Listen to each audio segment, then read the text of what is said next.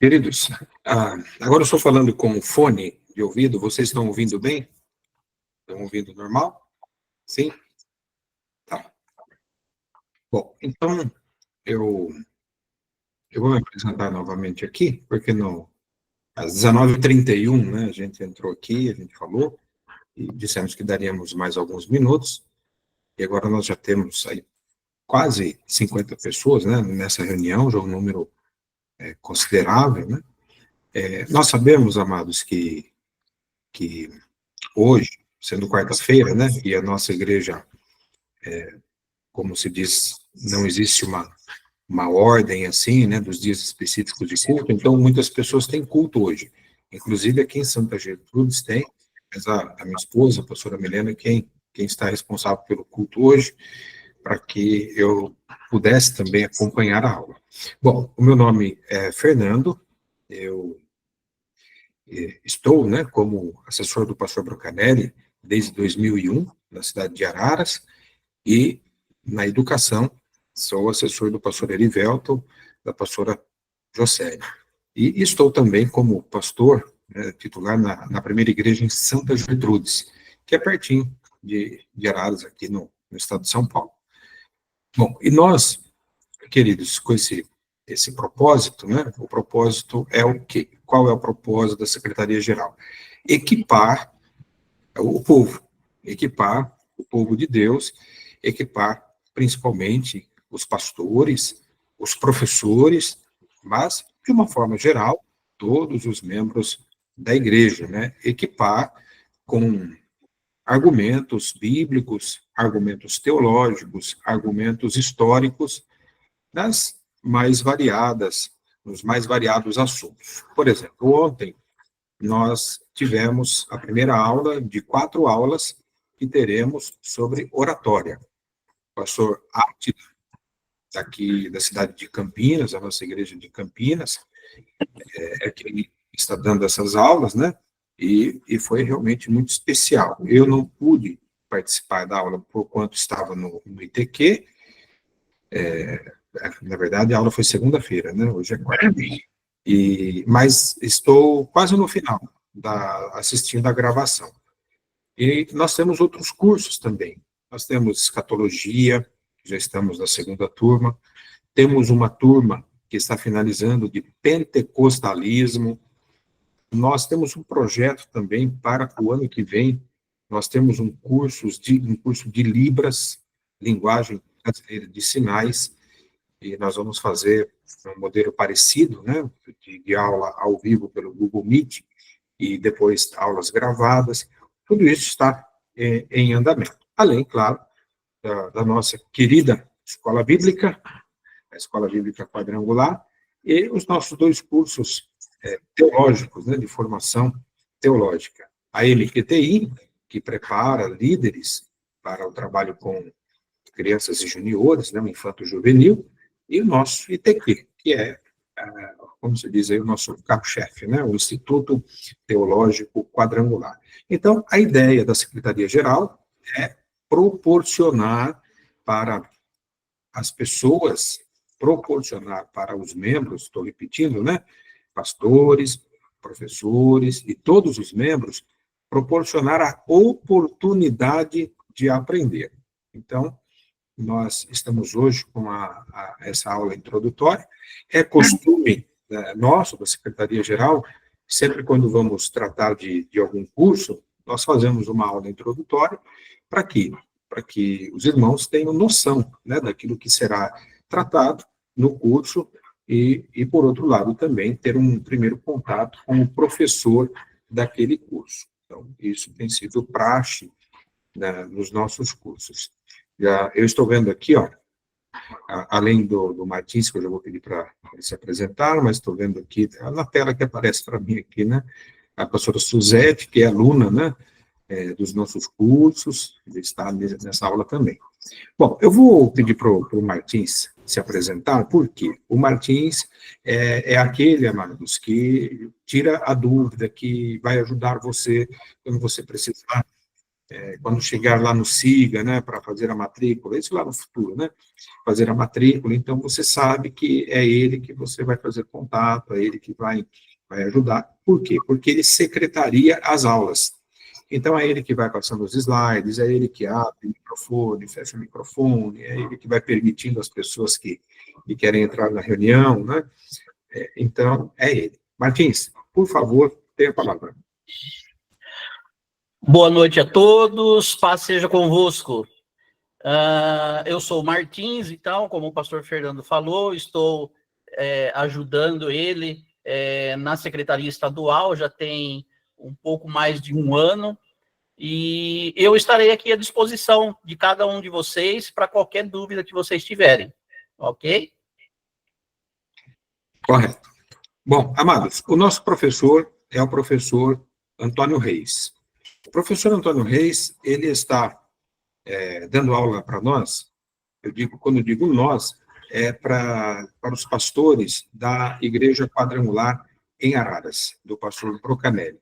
Está perto dos 10 anos, né, que ele começou a dar aula, e aí alguém poderia ter imaginado, não, ele vai falar sobre uma matéria aí, e aí pronto. Mas está indo, porque, amados, o assunto não termina, né?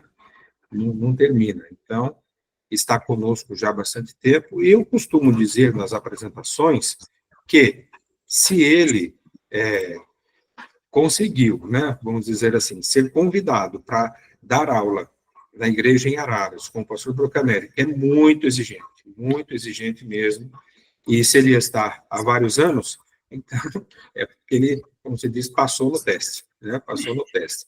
E depois disso, aí outras oportunidades foram surgindo, ele dá aula em uma igreja, né, também online, pelo Google Meet, tá, começou lá em Gênesis, está indo, avançando, enfim, aí surgiram os cursos da Secretaria Estadual, Escatologia, Pentecostalismo.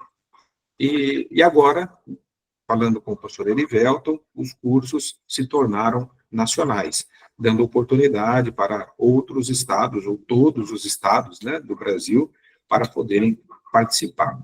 Então, quero apresentar para vocês o professor Antônio Reis. Ele não é pastor de igreja, não é pastor titular, o ministério dele, o chamado dele de mestre mesmo, ele é professor, e vamos ver a impressão que vocês terão dele e da aula dele após o término, tá? Então, professor Antônio Reis, agora é com o senhor. Paz, queridos. Bom ter vocês aqui, né? Essa aula introdutória tem sido preparada já há algum tempo, tá? O Martins vai colocar uma projeção pelo qual a gente vai andar, mas para a gente iniciar, na realidade, eu quero dar um panorama para vocês, inicial, sobre essa grande questão que, para quadrangular, não é para existir problema algum em relação ao Ministério Feminino. Porque a grande pergunta, né, que surge é: mulheres podem exercer ministério de forma plena, inclusive pastoreando igreja? É uma questão importante que, logicamente, que essa aula introdutória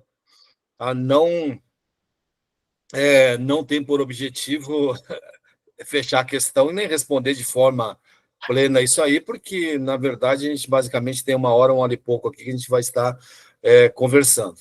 Por isso que foi planejado um curso de 5 meses para o ano que vem, e eu quero só mostrar para vocês o que, na verdade, é debatido nesse meio, qual que é o panorama no Brasil, tá? Nos Estados Unidos, na realidade, essa questão ela é um pouco mais aberta. No Brasil ainda ela é bastante fechada, tá? Mas vamos lá, vamos pensar o seguinte: nós temos no Brasil igrejas evangélicas que aceitam mulheres, tá, no ministério, de maneira que elas possam ser, inclusive, titulares. E tem igrejas que não aceitam em esfera alguma dentro de ministério, tá? Então, eu tenho uma vivência de mais 20 anos dentro de seminários e escolas teológicas, não somente ligado ao quadrangular, tá, mas como igrejas e Assembleia de Deus que se opõem, na verdade, alguns ramos se opõem ao ministério feminino, tá, e às vezes em qualquer nível. E uma coisa isso que a gente precisa colocar aqui, tá, e a gente vai tentar abrir esse leque para as pessoas que estão nos ouvindo, né, que vão nos ouvir ainda, porque a aula vai estar disponibilizada, vai estar gravada, tá? É que, como no Brasil não existe uma coisa, amados, chamada tradição teológica. O que eu quero dizer com isso? Não existe uma exigência, tá, plena para que um pastor, tá, ou uma pessoa para ser ministro de uma igreja tenha formação teológica. Hoje, grande massa das pessoas que pastoreiam igrejas, elas vêm de um período onde bastaria a pessoa ser voluntária para assumir posições. Isso ocorre muito na esfera pentecostal, principalmente, e na esfera neopentecostal. Então, o que ocorre, isso que eu tenho visto, quando uma pessoa é contra o ministério feminino, você pergunta os motivos. E aí você observa que não existe. Você ouve perguntas bobas, assim como: mostra, pastora, na Bíblia só tem uma lá no Antigo Testamento que pastoreava ovelhas. Tá? E aí você busca os argumentos dessas pessoas, e aí você nota que não existe argumentos, o motivo pelo qual elas são contras.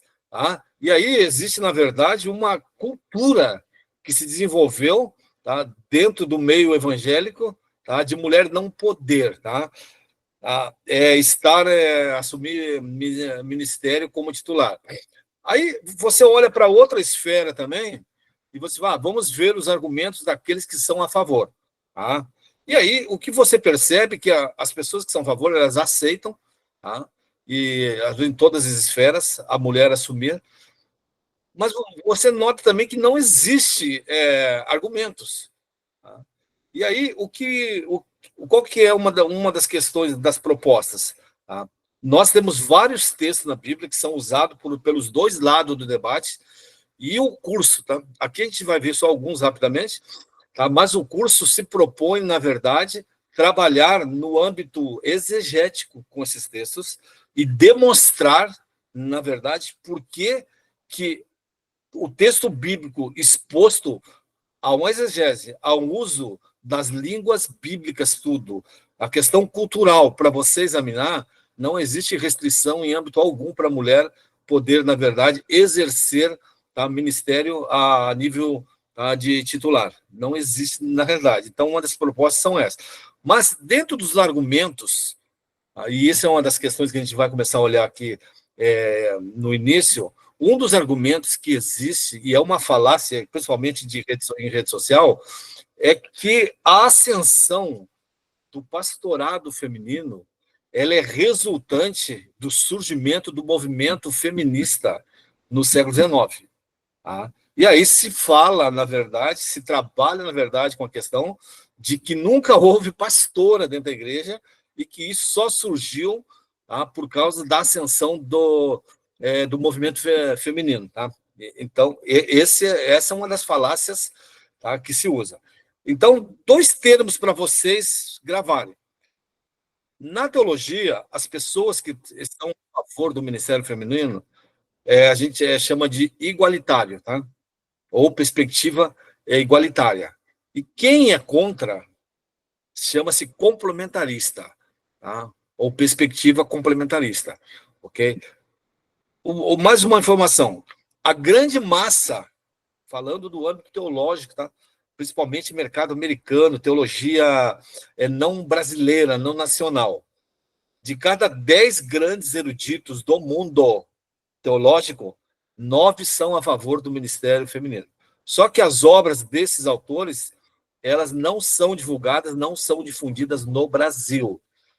Para vocês terem uma percepção, até esse ano que a gente está, 24, a última vez que uma editora brasileira lançou uma obra a favor do ministério feminino foi em 97. Tá? Foi em 97 que lançaram.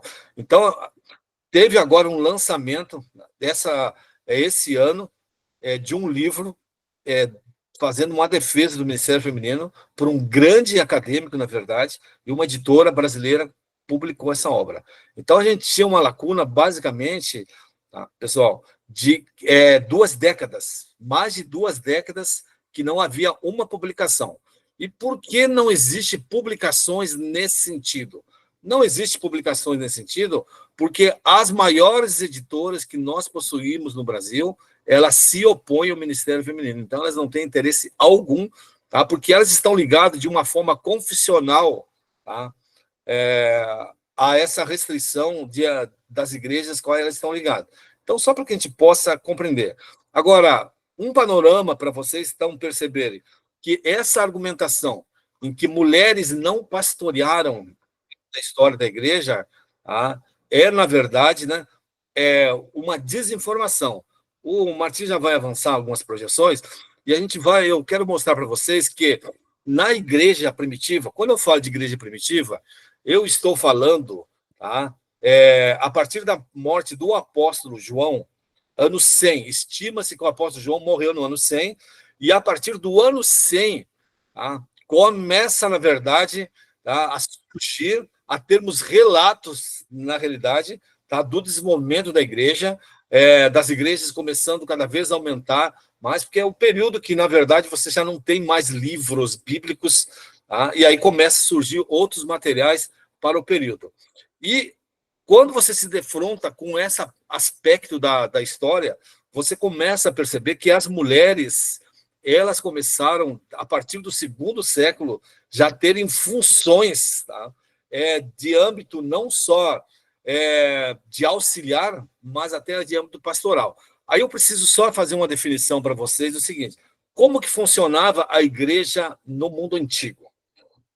Quando você tinha, tá, você tinha igrejas em determinadas cidades, normalmente pequenas cidades, uma única igreja que eram em casas, tá? Não existia templos. As igrejas se concentravam tudo dentro dos lares, dentro de casas. Existia igrejas específicas, tá, casas específicas para o encontro. As pessoas que dirigiam essas igrejas, eles não eram designados como pastores, eles eram designados como presbíteros. Tá? Então, o título pastoral para as igrejas era pastores. E o que ocorria? Todas as regiões, elas tinham uma cidade maior que centralizava uma liderança. Então, ocorria a seguinte questão: as igrejas, as cidades pequenas, elas respondiam para uma cidade que controlava todas elas. A pessoa que pastoreava, tá? E quem liderava essa igreja desse local, ele não tinha designação de presbítero, tá? Ele tinha a designação de bispo. Então, na escala, você tinha presbítero, igrejas de cidades menores, e bispo, que quer dizer basicamente um supervisor, que controlava, na realidade, tá? Aquelas regiões. O que a gente tem na história? Nós temos mulheres como presbíteras, tá? Dirigindo igrejas nessas cidades menores, e nós temos um relato, tá, de uma episcopisa, na verdade, né, que seria o feminino para bispo, né, tá, chamado Teodora. Existe um relato, existe um artefato, um achado, na verdade, que demonstram que havia uma mulher que supervisionava uma região no grau pastoral. Isso é muito comum você achar nos relatos da igreja primitiva, anos 100, 200, 300, 400. E o que ocorre? A partir do quarto século, o cristianismo passou a ser reconhecido pelo Império Romano. Então, a igreja começou a se institucionalizar. Então, o primeiro relato, pessoal, que nós temos de restrição ao exercício de ministério feminino vai acontecer no fim do quarto século, ano 384, se não me foge a memória, tá? É um período em que começa as restrições, mas não se restringe totalmente, tá? Mas começam, na verdade, alguns encontros, alguns concílios que já começam a restringir. Eu coloquei para vocês aqui, na verdade, uma projeção, tá? Ela está aí, tá? Que aí é um relato, na verdade, no sul da Itália, tá? E ele vem de uma figura que o relato chama de Papa, tá? Mas a figura do Papa, ele é um pouco mais tardia que isso, ok? Que era o pastor principal, na verdade, daquela região. Ó, é uma carta que ele endereçou aos bispos, lembrando, então, os bispos eram os pastores de regiões que controlavam cidades menores. Ó, o que diz aqui: escreveu uma carta condenando bispos que ordenavam mulheres ao sacerdócio. Então, essa carta foi escrita em 494. E isso quer dizer o quê? Que se já existia um movimento na igreja para proibir as mulheres de exercer funções pastorais, quer dizer que isso era algo efetivo, porque você não proíbe algo que já não está em exercício. Então, esse é um documento, na verdade, que existe, em que se demonstra uma questão muito interessante. As mulheres, elas exerciam funções de bispo, tá? Controlavam regiões, de pastores, pastoreavam igrejas, e elas há vários relatos, inclusive, depois eu vou mostrar num texto bíblico para vocês, de mulheres exercendo funções de diaconisas. Tá? Todas as esferas ocorria. Tá? Então, nesse relato aqui, ó, de acordo com o Gelásio, os bispos nas regiões encorajavam as mulheres a oficiar nos altares sagrados e a tomar parte em todos os assuntos imputados aos ofícios do sexo masculino. Então, é só para você saber. Esse é um documento que tem, logicamente, que no curso, ano que vem, quando a gente começar esse curso, vai estar tudo muito detalhado, vocês vão ter acesso a todos esses materiais, vai ter, além das projeções, que depois vocês podem usar para ministrar estudos na igreja de vocês, vai ter material de apoio para tudo isso aí. Tá? Então, só para que vocês percebam que quando alguém diz, então, e você ouvir alguém questionando, falando que pastorado feminino é uma coisa que vem do movimento feminista, que é novo, essas questões históricas destroem todo esse tipo de argumento. Mas isso impera ainda muito, tá, aqui no Brasil, por quê? Porque nós não temos tradições teológicas, não existe estudos aprofundados dentro dessa área. Deixa eu só abrir um leque aqui com vocês e dizer o seguinte, pessoal, eu tenho um site, tá, que chama Paleortodoxo, é o site que existe a maior concentração de artigos pró-Ministério Feminino. Se você quer, até, não vou esperar ter o curso, eu quero, na verdade, estar estudando e eu quero material, é só você entrar nesse local. Tá? Eu vou pedir para o Martins, se ele consegue escrever o endereço, que é paleortodoxo.com, tá? E você pode entrar lá e você pode acessar todo o material, tem material em todas as áreas que você puder imaginar. E eu digo sempre, queridos, se existe uma coisa que eu nunca na minha história como cristão fui convencido, é que mulher não poderia exercer ministério. Tá? Isso eu nunca fui convencido. Oi. Professor, com licença, só um minutinho. Só uma breve explicação, né, que o acesso lá, ele é limitado, né, no Paleortodoxo, que é o nome do site do senhor. É uma assinatura de quantos reais mesmo? É bem caro, não é não? R$7 reais. R$7 mensais. Amados, o conteúdo é muito bom, é bastante técnico, né, os textos lá, não é algo assim que o aluno seja obrigado a assinar, não é nada disso. Está lá, faz parte, né, se você assinar mais, qual o período, professor? Um mês é 7, depois tem a opção de fazer também... Eu tenho, se você quiser fazer uma assinatura anual, é R$40, e aí você fica o ano inteiro protegido por isso aí. Então, tem um ano aí, R$40. E se você quer fazer um mês só de teste, são R$7. É só para explicar, porque às vezes a pessoa vai lá e no acesso não está dado, não é liberado para todos, por esse motivo, tá bom? Obrigado.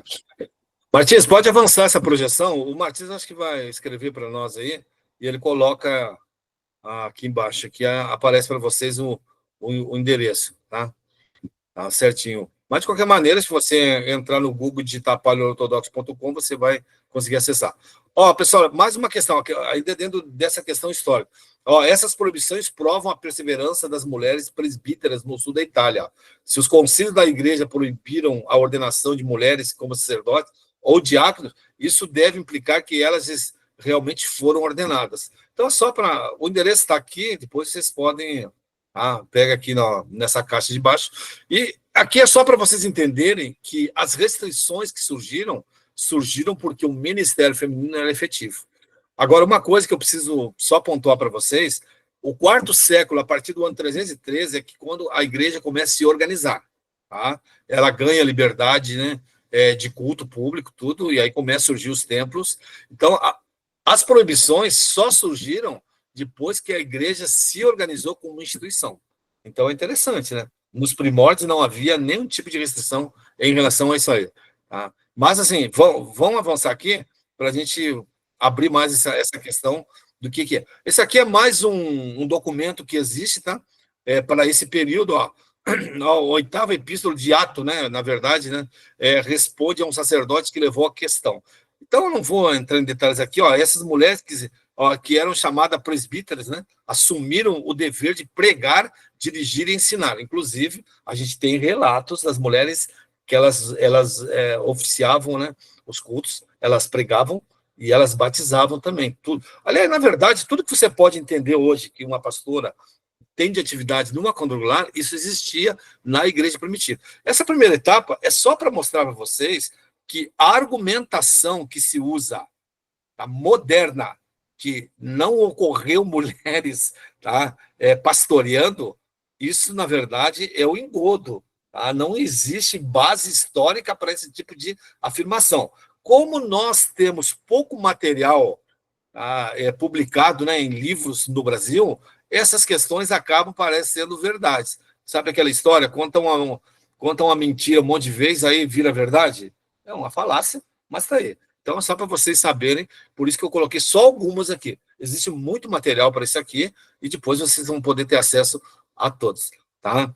Pode avançar, Martins. Tá, então, aqui é um ponto, a mulher como episcopisa, né, tá, quando ela exercia um controle de regiões. Tá? O controle de toda uma região, os homens que lideravam essas igrejas como presbítero, eles respondiam para as mulheres que eram episcopistas nessas regiões. Eu citei o caso da Teodora, né, que tem artefatos, né, em relação a isso aí, então está muito bem documentado, não tem nem o que dizer. Tá? Só para você ter uma ideia, houve uma tentativa, na verdade, né, de manipular o artefato histórico, modificando a vogal feminina no fim do nome dela, tentando transformar o que é uma episcopisa Teodora, tá, em um bispo Teodoro, né? Mas isso aí foi tudo compreendido, foi entendido e foi, na verdade, exposto. Okay? Ó, então, no início, os termos bispos e ancião eram usados de forma intercambiável. Deixa eu dizer mais uma coisa para vocês. O termo diaconisa só surge no quarto século. Tá? Então, eu vou mostrar para vocês, inclusive, na Bíblia, tá? Que é usado o termo masculino para mulheres. Então, existe o termo diácono na Bíblia, como função ministerial, usado para mulheres. A gente tem um caso muito específico que eu separei aqui para mostrar para vocês, e por exemplo, Paulo, por exemplo, manda, quando ele escreve para Timóteo, ele fala que chama Timóteo de diácono, e as nossas traduções em português traduzem como ministro, tá? Então, só para você entender que haviam pessoas com funções de diaconato exercendo função de pastorado na igreja primitiva. São tudo questões assim, tá? Que a gente quer colocar isso para vocês, ok? Pode avançar. Depois vocês, né, podem até colocar as perguntas aqui embaixo, enquanto a gente está correndo com a aula, tá? Para você, às vezes a linguagem ele é um pouco mais complexa, né? Porque a gente acaba convivendo bastante tempo dentro do campo da teologia, tá? E aí a gente acaba usando toda essa linguagem aí, e aí vocês podem colocar essas questões, tá? Aqui é só o relato dela, né, da Teodora, era uma basílica romana do século IV, tá? A gente está falando do ano 300 ao ano 400. Estamos falando de uma mulher exercendo funções, tá, de liderança dentro da igreja. Ó, mais uma coisinha para vocês, não vai estar aqui. Os mosteiros, eles surgem a partir do quarto e quinto século. Né? E aí tinha os mosteiros masculinos, que eram controlados, né, por abades. Tá? Um abade era o responsável pelo mosteiro. E existia mosteiros femininos, e que era controlado por uma abadesa. Tá? Era uma abadesa, e isso foi até 1100, 1300. Foi na segunda metade da Idade Média, as mulheres em mosteiros femininos, e quem controlava eram mulheres, tá? Eram as abadesas. Tá? Então, só para você entender. E aqui, então, tem o relato aqui da Teodora, só para vocês ter essa percepção aqui, ó. As evidências visuais e gramaticais apontam para Teodora como uma mulher episcopa, tá? E o ralo quadrado, tá? Ralo é um artefato, tá? Foi encontrado, significando uma pessoa ainda viva para o período. Então, só fizeram um tipo de uma homenagem e hoje ainda consta. Tá? Então, essa primeira parte é só para que vocês saibam que, historicamente, sempre houve mulheres à frente de igrejas. E, de forma moderna, para a gente deixar essa questão histórica, olha, de forma moderna, John Wesley, ele é basicamente, né, embora ele não é ele que funda o movimento, a igreja metodista, né, mas ele é o grande ícone da igreja metodista. O John Wesley, no início do ministério dele, tá, ele era contra o ministério feminino. Ele morreu em 1791, se não me foge a memória. Ele consagra 2 mulheres para o pastorado na igreja metodista. Tá? Aí a gente está falando, tá, do século XVIII. Estamos falando do século XVIII. Isso aí é muito antes do surgimento do movimento feminista. Tá? Então, é só para tentar desmontar alguns tipos de argumentos que são colocados em cima disso aí. Tá? A ideia, na verdade, né, a gente trabalha aqui nos cursos com 5 meses, mas é que é muita informação, tá? Mas aí vocês vão poder, na verdade, ter tudo isso guardado, arquivado, e vocês vão poder estar estudando cada parte. E o importante é que a gente vai poder mexer com os textos bíblicos em relação a isso aí. Martins, pode avançar. Tá? Aqui é só isso, pode passar outro, tá? Então, só para vocês terem uma percepção, antes de a gente entrar na questão do celeuma, né, que é a questão do Ministério Feminino, para a gente poder organizar o que é dito, tá? Nós temos um relato, tá? Temos um relato, inclusive, tá, na Bíblia, sobre uma mulher. Ó, pessoal, são 12 apóstolos chamados por Jesus. Tá? São 12. O grupo de 12, tá, é um grupo fechado. Só que existem outros grupos, não só. Na Bíblia, não somente os 12 são chamados de apóstolos. Tá? Existem nesses grupos que também eram designados e chamados de apóstolos. Por exemplo, Barnabé, tá, foi chamado de apóstolo, por exemplo. Ele não era do grupo dos 12. Existe um relato de uma mulher, vou mostrar depois na Bíblia para vocês, o relato de uma mulher, ele e o esposo dela, uma declaração de Paulo, tá? Uma declaração de Paulo, que ela era uma apóstola também. E Paulo, inclusive, fala que ela era cristã antes da conversão dele. Então, assim, muito próximo, na verdade, tá? Do início, né? Do próprio cristianismo, né? Só para a gente entender o que se ventila, na verdade, ó, tá? Porque muitos usam 1 Timóteo 2, do 12 até o 15, aonde Paulo diz assim que não permito que mulher, né, ensine nem exerça autoridade. Alguns querem usar esse texto, na verdade, para dizer que a mulher não pode ensinar na igreja e não pode exercer função ministerial porque não pode exercer autoridade. Eu não vou entrar especificamente aqui, porque eu quero falar desse outro ponto aqui, mas só para vocês terem uma ideia, existe um problema nessa tradução que eu quero mostrar depois para vocês, tá? Para frente, porque existe um termo na língua original que ocorre só uma única vez nessa passagem, e ele não significa a forma em que nós traduzimos para as nossas Bíblias, tá? Mas a gente vai andar, ó. Sobre a questão do problema da mulher e a questão dela poder exercer, ó, algumas passagens da Bíblia apoiam uma ampla variedade de ministério de mulheres. É uma declaração, tá? Especialmente aqueles que dão exemplo explícito de mulheres profetisas, há um juiz com autoridade sobre todo o povo de Deus, por aí vai. Tá? Ó, no item abaixo, outra passagem, que é a passagem que eu citei para vocês, ó, parece proibir as mulheres de ensinar as escrituras. Então, alguns usam esse texto para querer limitar o ministério feminino. Agora, vamos pensar o seguinte, nós aceitamos que Timóteo é uma carta escrita por Paulo. E olha, Paulo incentiva o ministério de várias mulheres durante todas as suas cartas. Aí você poderia imaginar, pô, então tem alguma coisa errada, né, nisso aí. Alguns acreditam que tem. E aí eles acham que Paulo fala uma coisa num texto e depois fala outra em outro texto. E aí, eles, com esse entendimento, querem limitar o ministério feminino. O que a gente quer demonstrar é que existe um equívoco na interpretação desse texto por uma ala, tá? por uma ala evangélica. Deixa eu só dar uma informação, mas não é do contexto brasileiro. Pessoal, olha, nos Estados Unidos, a partir de 2012, a Assembleia de Deus passou a consagrar mulheres para o ministério. Tá? Nos Estados Unidos. Hoje,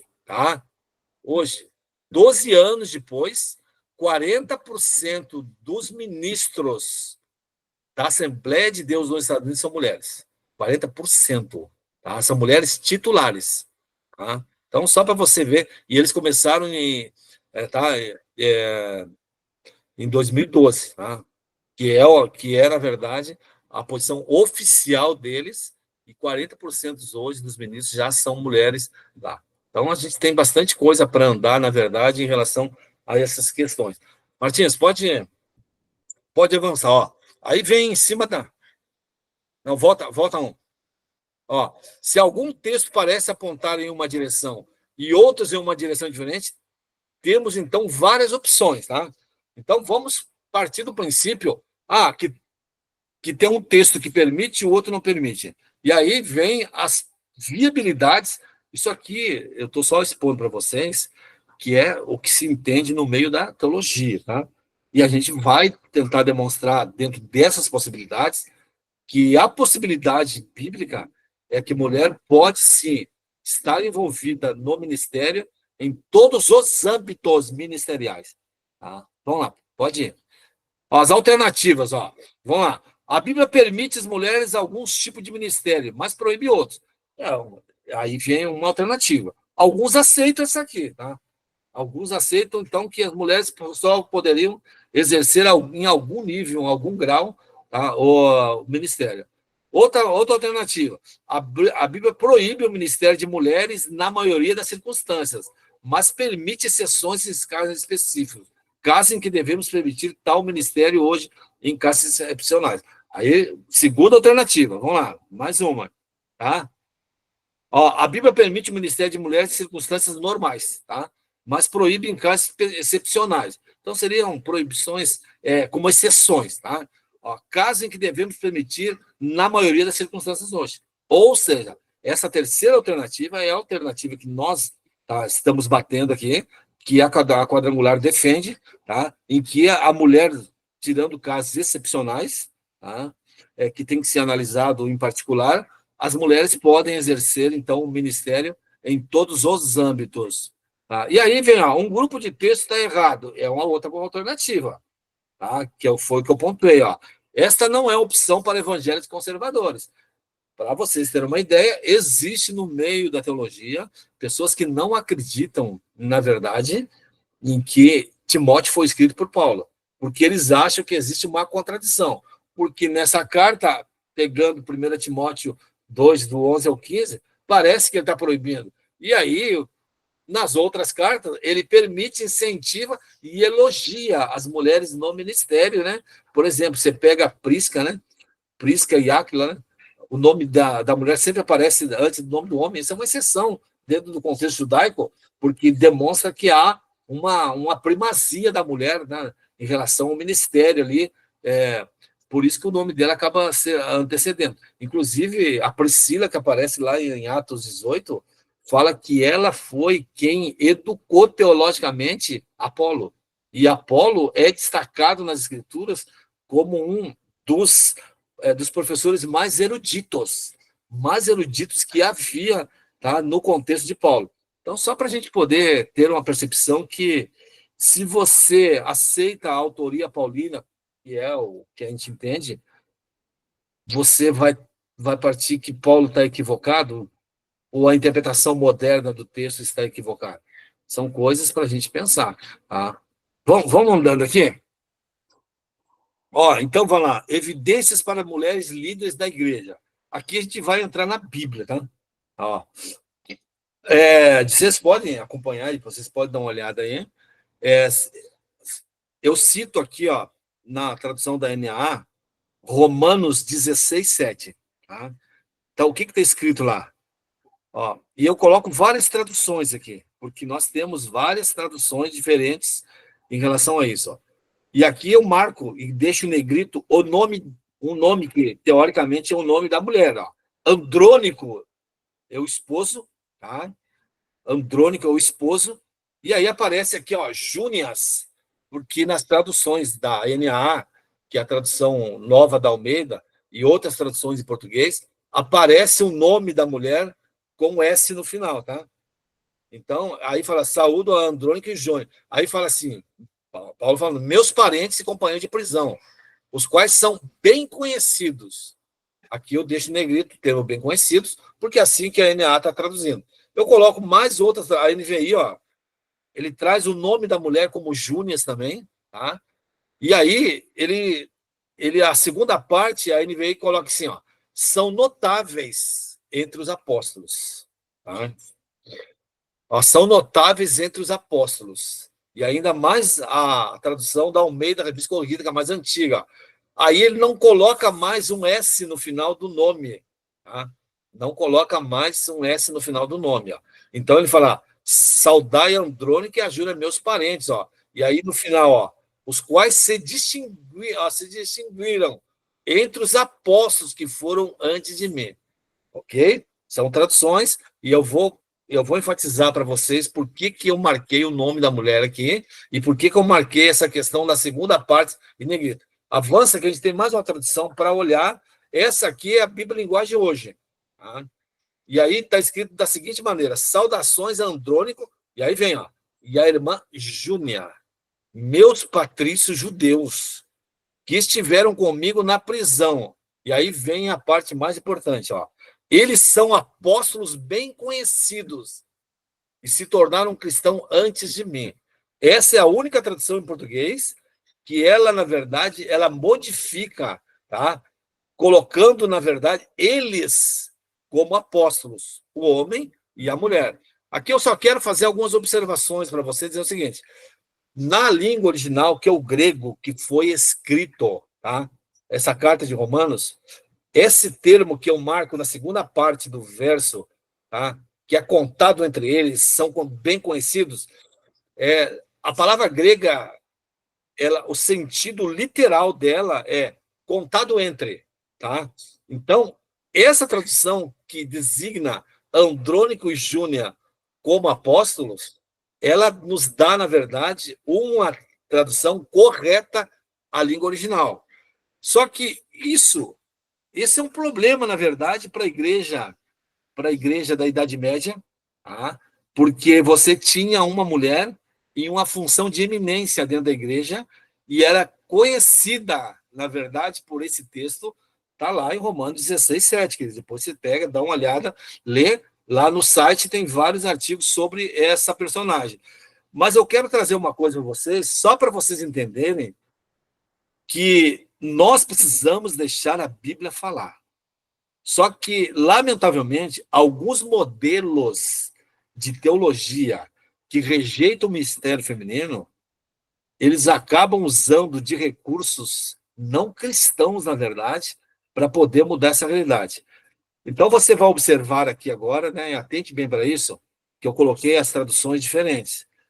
Você vai observar que nas primeiras traduções que eu coloquei, a palavra, o nome da mulher aqui aparece com S no final. E nas outras traduções, aparece sem o S. Então, aparece Júnias e Júnia. O que acontece, irmão? Júnia é um nome totalmente atestado nos manuscritos gregos mais antigos. Quando chega em 1300, a Igreja Católica, ela faz um movimento para dizer que Júnia não era uma mulher, era um homem. E Júnias é um nome latino, não é um nome grego, tá? Júnia é um nome grego. Júnias é um nome latino masculino. Então, ela introduz nas traduções dizendo que na verdade, são dois homens. E isso acabou ganhando expressão. E aí ficam dois homens, tá, que eram apóstolos, tá, que foram contados entre os apóstolos.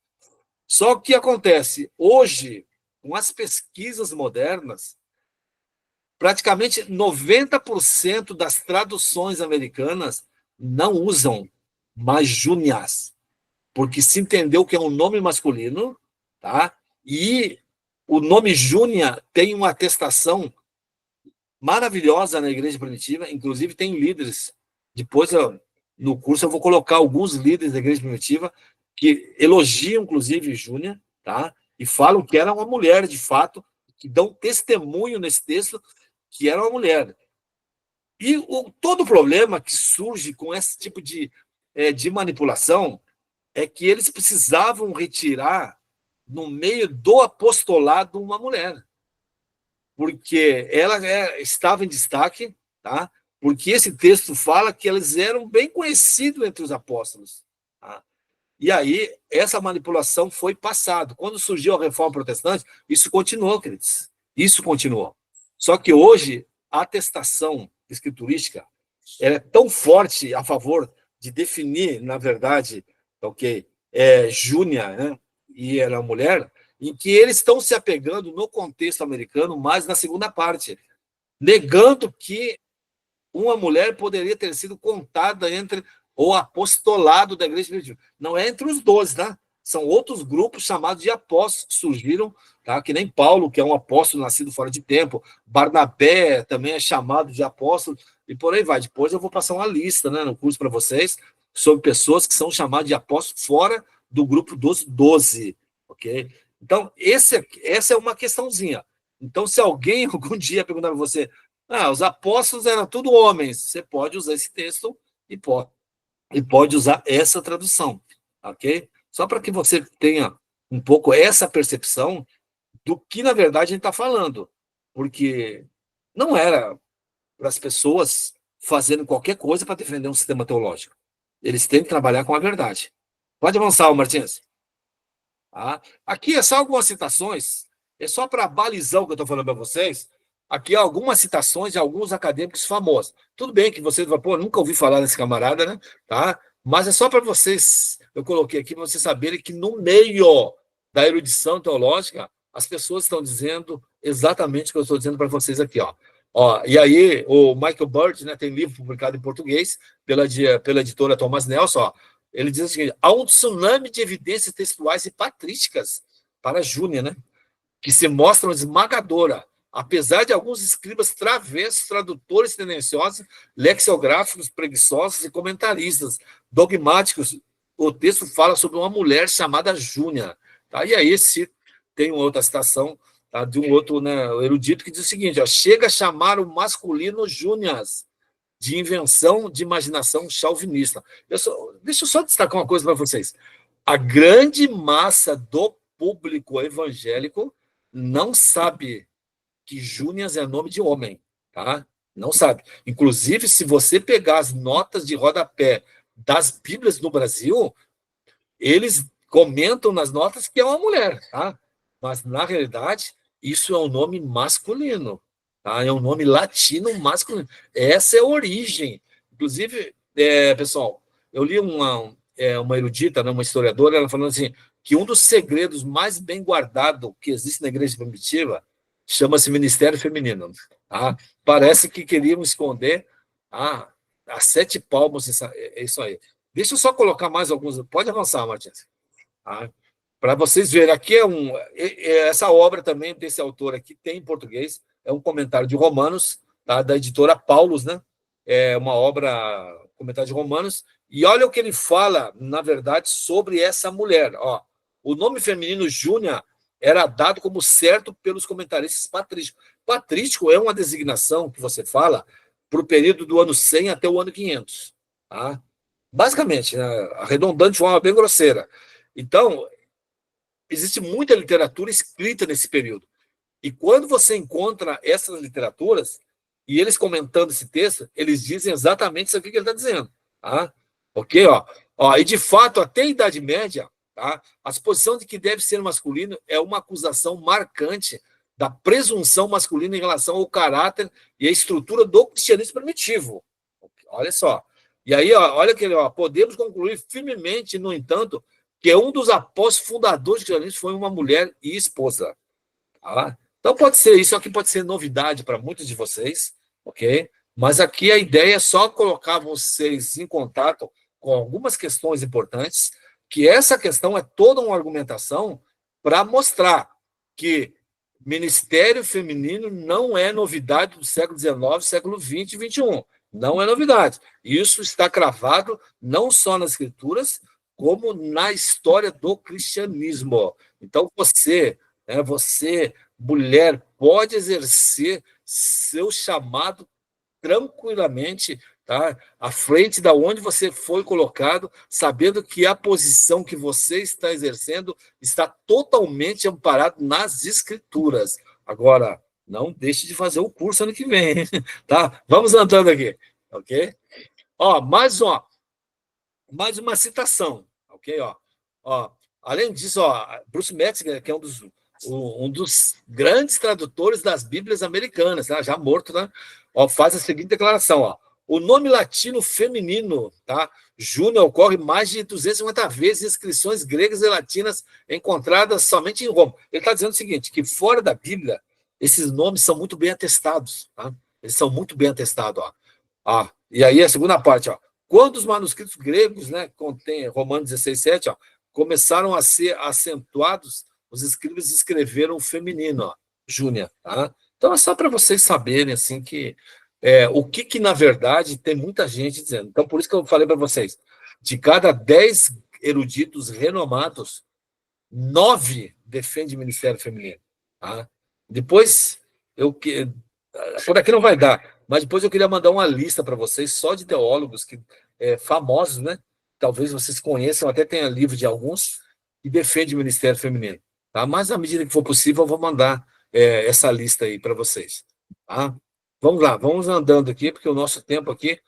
Ó. Então, ó, aqui volta, então, a Saldanha Andrônico Júnior, né?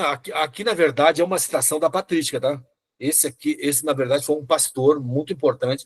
Ele viveu perto do ano 380.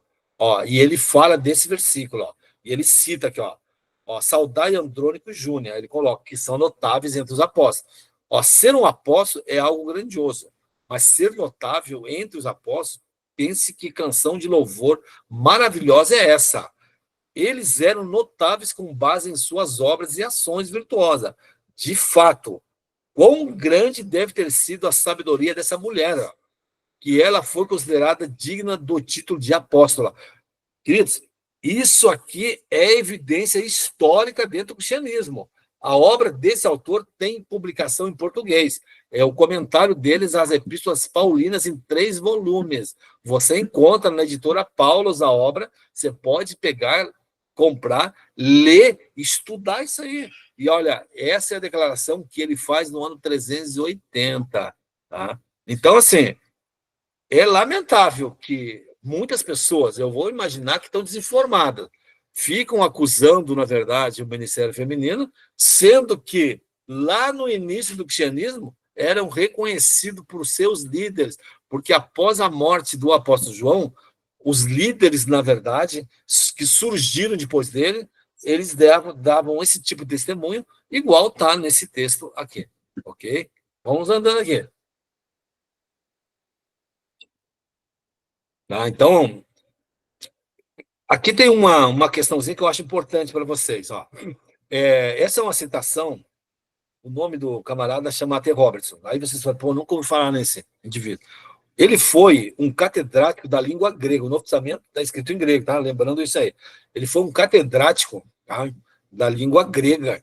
Tá? Foi o maior catedrático, na verdade, dessa língua no século XX. Ó. Afirma que a frase, ó, e aí ele cita a frase, né? Tá? Em grego, né?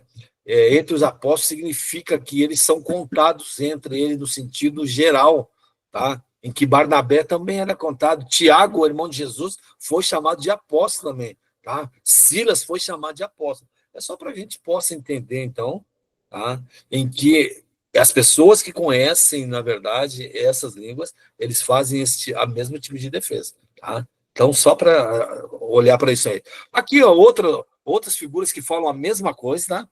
Ó, e aí, ó, Lightfoot concorda que a única maneira natural de traduzir, ó, tá? A palavra é considerado como apóstolo. Só que eu só estou enfatizando isso para vocês, pessoal, porque a grande massa das traduções que você usa em português, ela com essa ênfase, com exceção dessa última tradução que eu coloquei para vocês, que é a Bíblia Linguagem hoje, tá? Aí ela dá essa ênfase. Mas eu quero que vocês entendam que a favor do Ministério Feminino estão todas essas declarações. E aqui uma erudita, né, moderna, né, faz a mesma observação, ó. A preposição grega aqui utilizada tem sempre a ideia de estar dentro de, tá? Então, é só para vocês terem essas percepções. Eu sei que talvez vocês falem assim, pô, eu nunca ouvi falar esses nomes aí. Não tem problema, amados, não tem problema. É só vocês saberem que são pessoas de peso dentro da história da igreja e que muitas contribuições deram para o avanço da ortodoxia e das doutrinas. Né?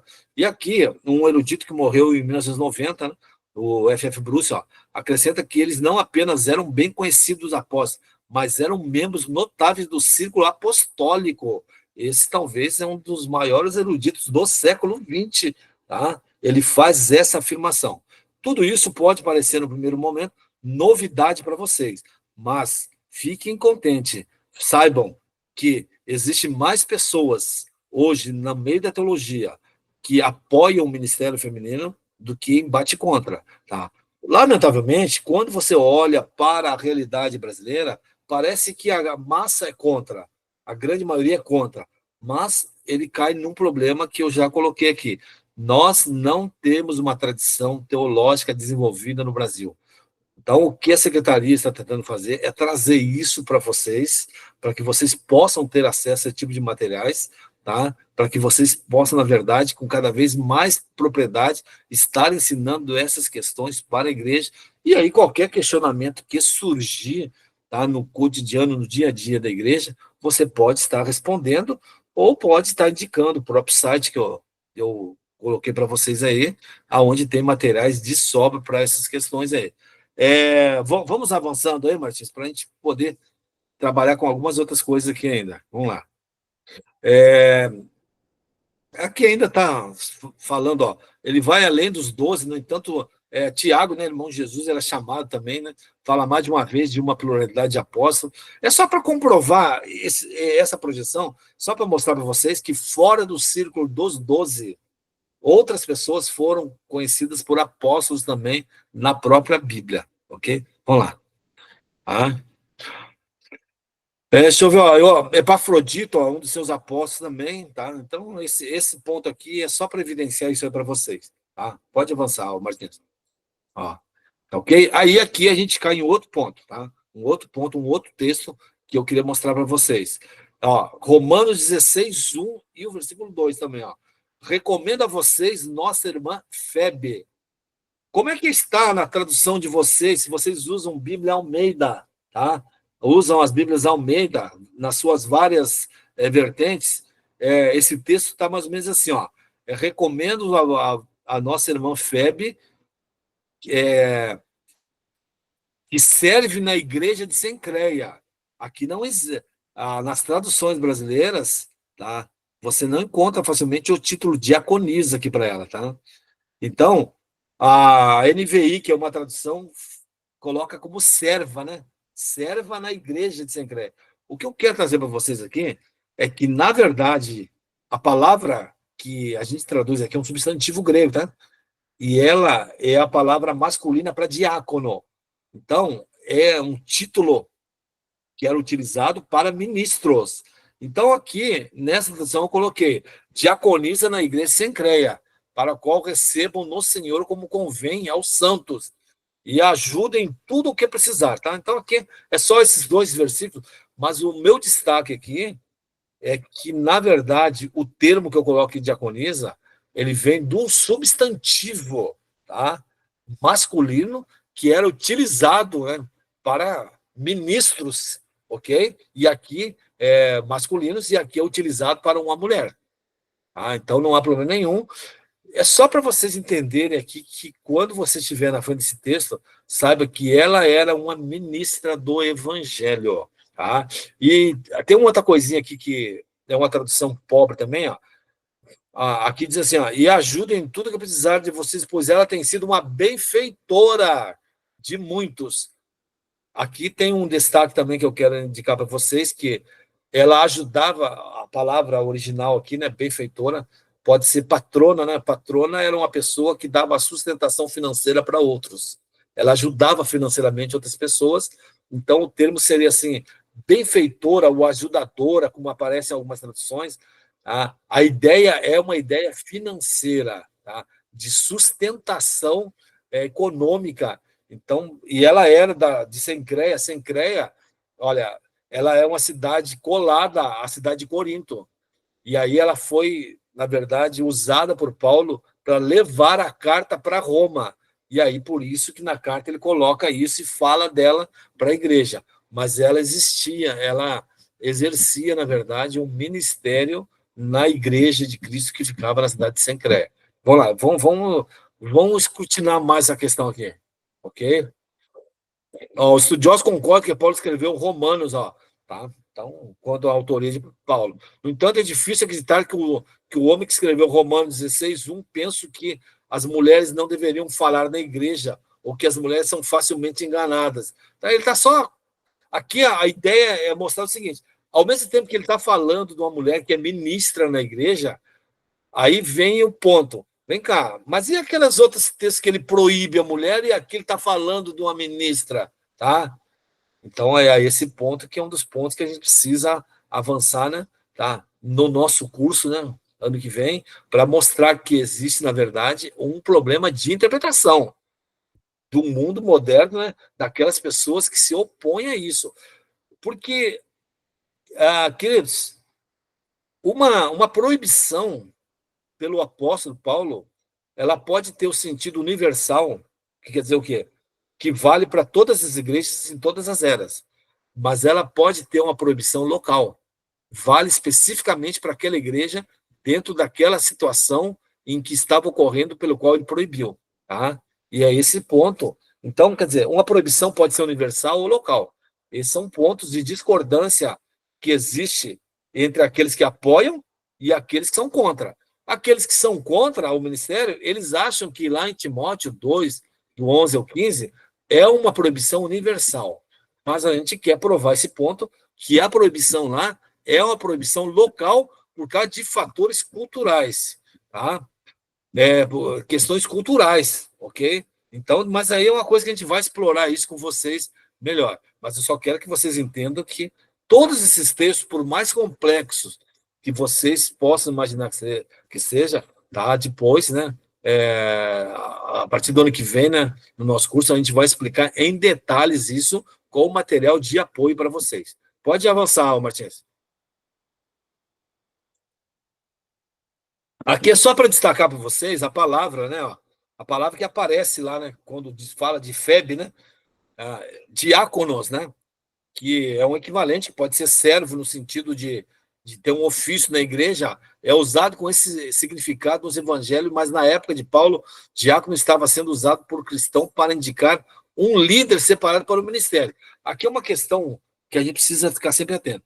Hoje, você pensa no diácono, e você pensa no diácono que serve lá na sua igreja. A função de um diácono hoje é muito diferente da função do diácono na igreja primitiva.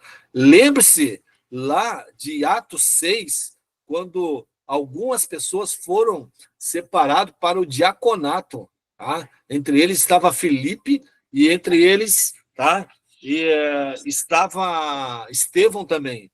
E olha a forma que era o Estevão. Tá? Se você comparar o Estevão com o diácono de hoje, você fala, não, o Estevão não era um diácono. Então a gente precisa ter em mente que a função que um diácono exerce hoje é diferente da função que um diácono exercia na igreja primitiva. Vamos lá. Vemos evidência em Atos e nas cartas de Paulo de que diáconos se referiam a líderes que ministravam aos pobres e que ensinavam e pregavam. Okay? Então, só para destacar que aí tem algumas referências aqui, inclusive, já falei para vocês, Paulo, nas suas cartas, Timóteo, ele chama Timóteo de diácono, e a tradução em português aparece ministro. Tá?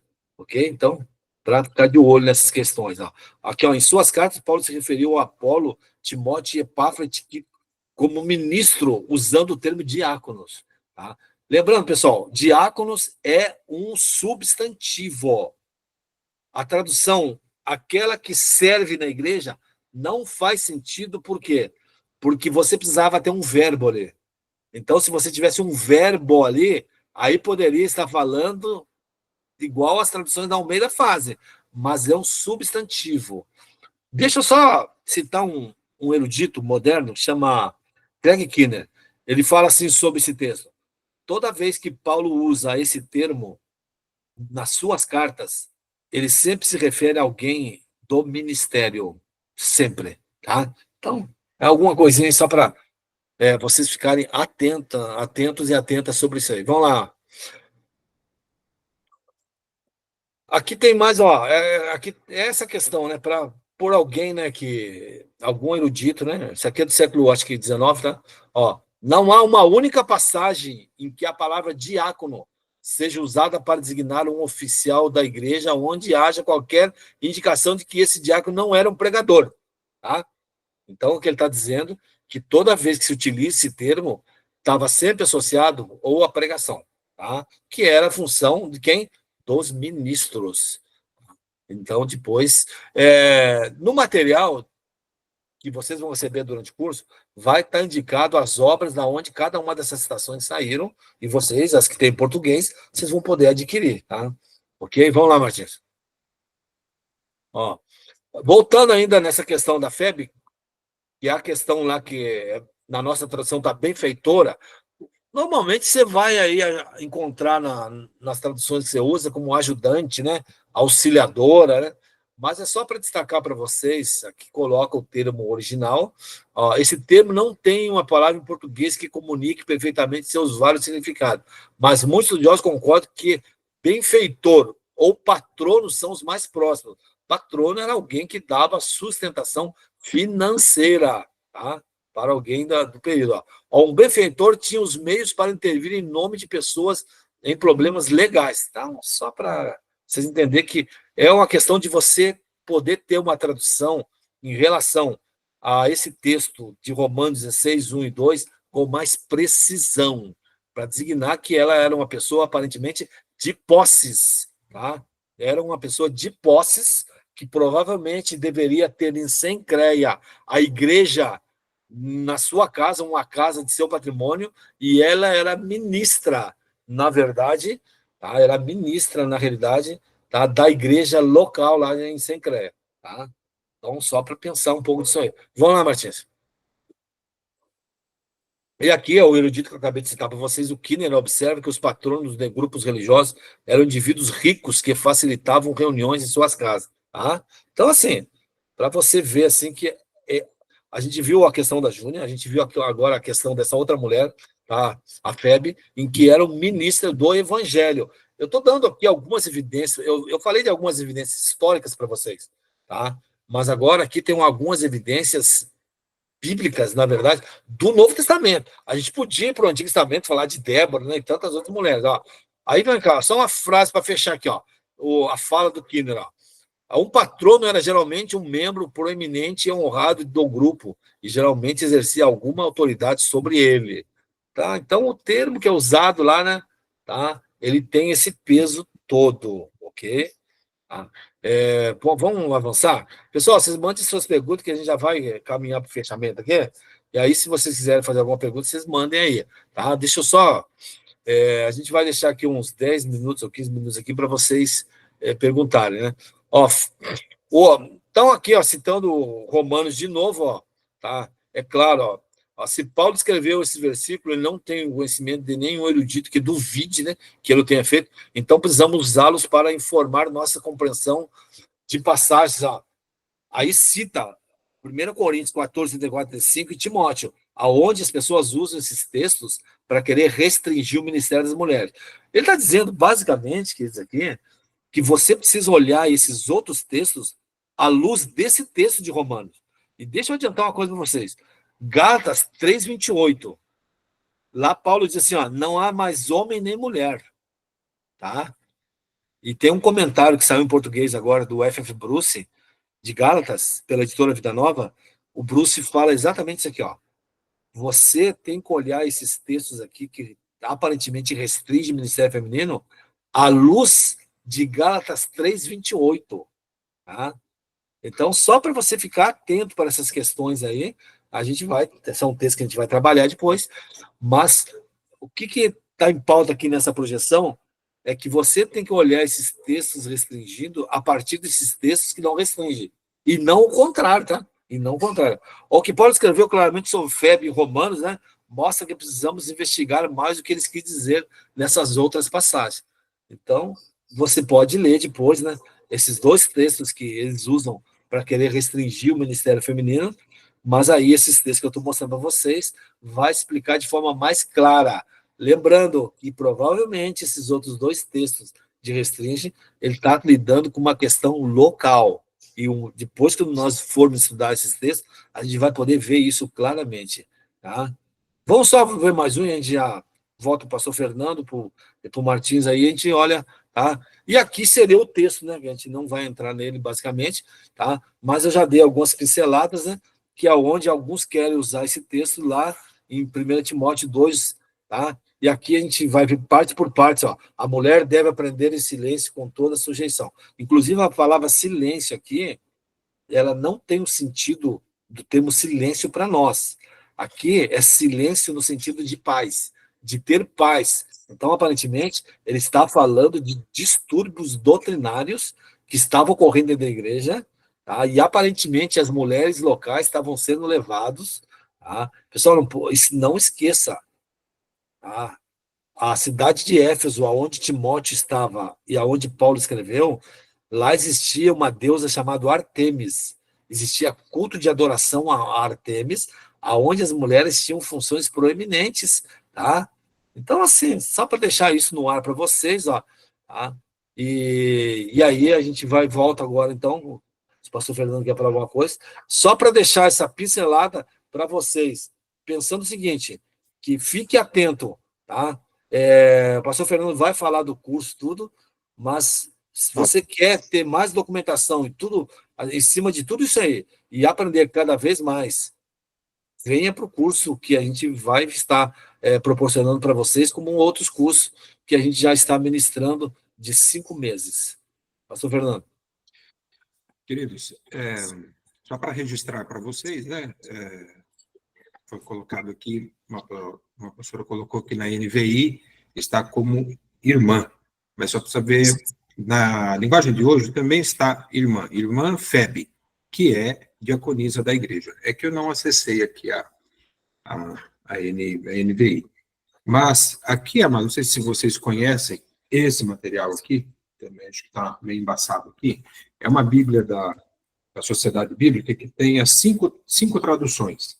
E realmente em todas as outras aparece aquela que serve, né? Mas na linguagem de hoje aparece como diaconisa. E existe também, amados, nós poderíamos também fazer um curso, né, sobre a questão das traduções bíblicas. Por exemplo, às vezes, a primeira NAA de estudo que saiu estava de uma forma, e aí, por alguma pressão, acaba alterando a tradução. Tudo isso é importante que nós, né, que temos essa ideia de conhecermos as Escrituras, de nos aplicarmos na teologia, é muito importante. E quando o professor cita, por exemplo, o original, da língua grega, né, no caso do Novo Testamento, isso também é algo que deve ser importante para nós, porque às vezes a gente pega a informação e só repassa, né? A gente não consulta, não sabe se realmente é aquilo.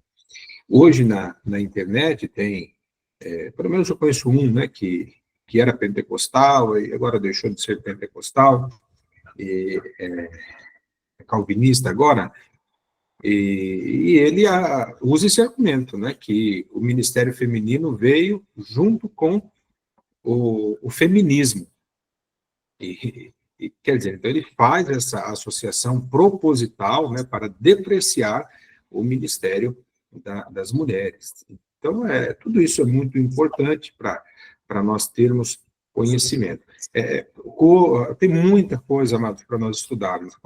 Muito importante também é a questão do calvinismo, que nós, infelizmente, né, nas igrejas pentecostais, tem pessoas com ideias calvinistas, mas certamente é porque elas não sabem, né, não procuraram saber o que um calvinista crê, como um calvinista apresenta, né? Porque tem até uma história assim que até parece muito bonita, né? Alguém definindo assim, que o calvinismo é a parte pegando o trilho do trem, né? Os trilhos do trem.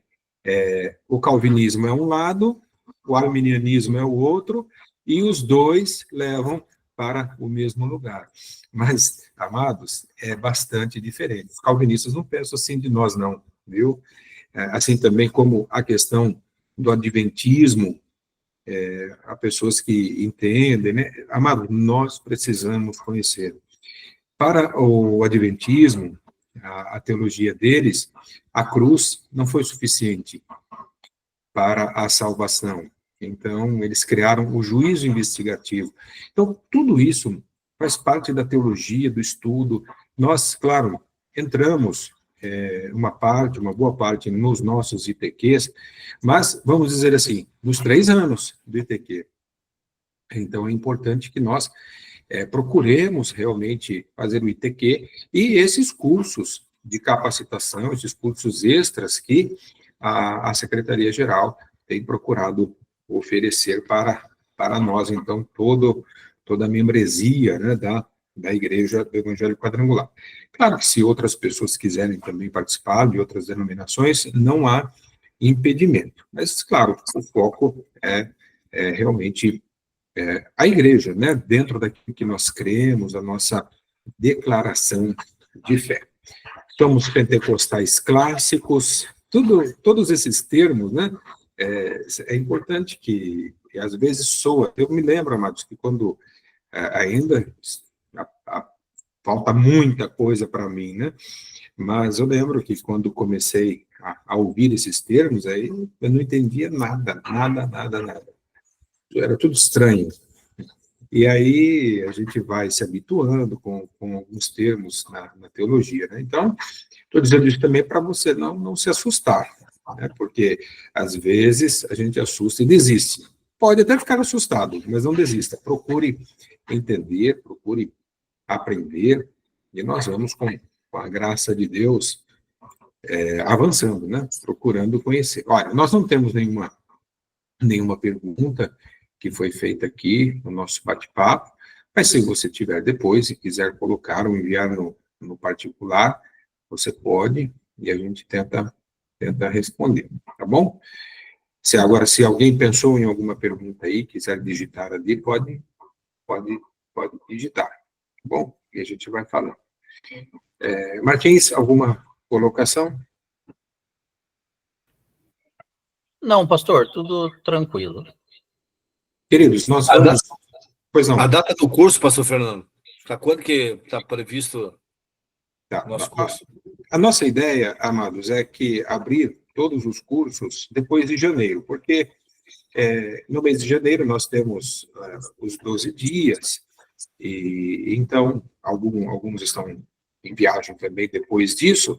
Então a nossa ideia é iniciarmos no mês de fevereiro todos os nossos cursos, inclusive esse. Quais são os cursos, né? Escatologia, nós temos pentecostalismo, vamos ter, então, esse de Ministério Feminino, esses são os teológicos, nós vamos ter a Escola de Adoradores, que voltada ao louvor, também a Escola de Servos, que é voltado para o diaconato, além de Libras, que eu também comentei no início. A ideia é tudo no final do ano, no início do ano que vem, fevereiro e março. Mas no final do ano a gente quer, nos próximos meses, né, aí nos próximos dias, vamos dizer, nas próximas semanas, deixar disponível todas as informações para que você possa se programar e escolher 1 ou 2 cursos, né, para você poder fazer, porque os dias da semana são diferentes. E os cursos funcionam assim, queridos. Nós temos a aula ao vivo, como a de hoje, aí a aula é gravada, e depois, aquele que não pode acompanhar, por exemplo, hoje, né, algumas pessoas não puderam entrar na aula hoje, porque estão trabalhando, ou porque tem culto na igreja, enfim, eles não podem deixar a atividade lá. Então, eles têm acesso à aula gravada. Então, eles poderão assistir à aula gravada e é contabilizada normalmente como presença. Então, são 2 opções. Ou eu participo da aula aqui ao vivo, ou então eu assisto um outro dia. Por exemplo, essa aula nós estamos gravando e amanhã a nossa ideia é disponibilizarmos no grupo para que você assista novamente, para que você possa compartilhar com outras pessoas essas informações. Hoje, amados, realmente é algo, só uma introdução, né? O curso, ele tem 20 aulas, né? 20 aulas, então são 5 meses. Eu não sei se a pastora levantou a mão, se eu puder digitar, a gente agradece, porque fica marcadinho ali, registrado, se for uma pergunta, quer seja uma pergunta teológica ou uma pergunta técnica, né, do curso, aí a gente tenta responder, tá bom? Talvez você diga assim, pastor, mas e a questão de valores, é muito caro para estudar? Não, amados, o foco das secretarias estaduais não vamos dizer assim, não, vamos ficar ricos, milionários, né? A ideia não é essa daí, amados. A ideia é realmente propor, levar o conhecimento, a possibilidade de adquirirmos conhecimento. Vou dar só uma ideia para vocês. os nossos cursos de escatologia e pentecostalismo, sai, em média, R$ 10 a aula, porque são 20 aulas. Alguém que paga o curso à vista, que custa R$ 180, dividido por 20 aulas, isso é hoje, tá? R$ 9 por aula. Amados, isso só é possível porque a mentalidade do pastor Erivelton, que é a de proporcionar, né, o conhecimento, a possibilidade do conhecimento, e vale também um registro aqui a mentalidade do professor Antônio.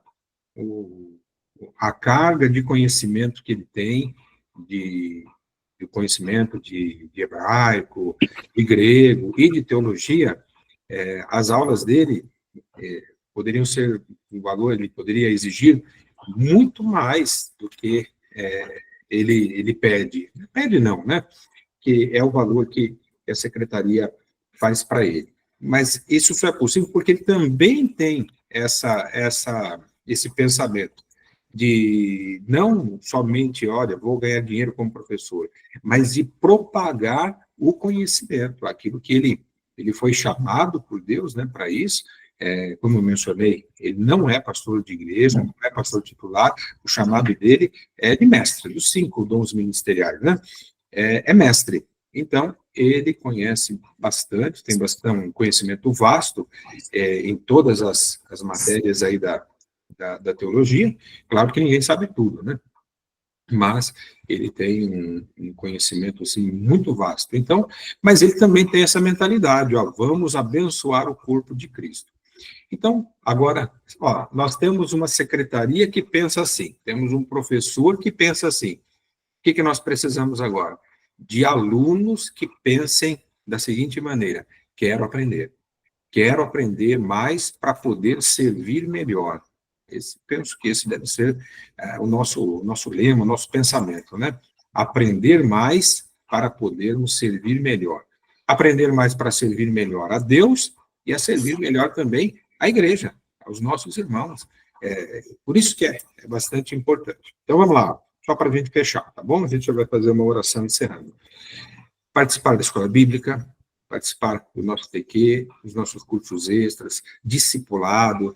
Eu vi que alguns precisaram sair, porque tem células, né? Então, o discipulado na célula. A gente tem falado, amigos, que missões e educação andam juntos. Jesus disse, ide por todo mundo e pregai, né? Pregai. Então, eu prego, a pessoa se converte, aí ele diz assim, e faça discípulo. Discípulo é ensino. Só que aquele que foi pregar também precisou aprender.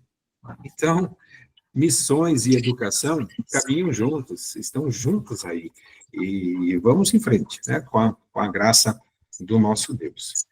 Martins, não, está liberado, eu ia falar que talvez não tivesse liberado para digitar, mas está, porque as pessoas digitaram ali. Então, nós vamos fazer o seguinte, vamos fazer a oração.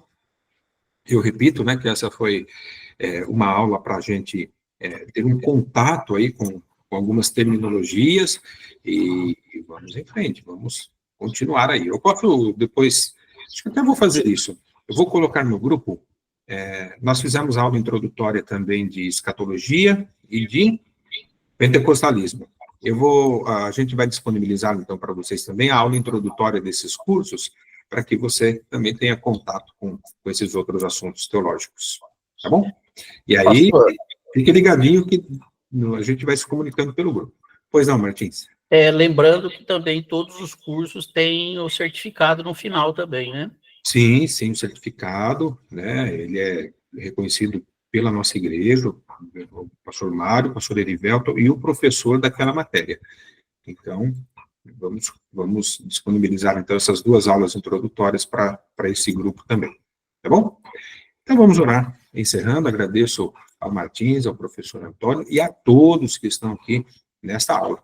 Combinado? Olha, se esforce, queira aprender e divulgue, né, os nossos cursos para outras pessoas, e todas as pessoas podem e devem participar. E assim vamos aprendendo e crescendo juntos. Vamos orar. Nosso Deus e nosso Pai Celestial, agradeço ao Senhor, ó Deus, pela vida eterna. Eu agradeço ao Senhor pela vida do professor Antônio, que transmitiu esta aula.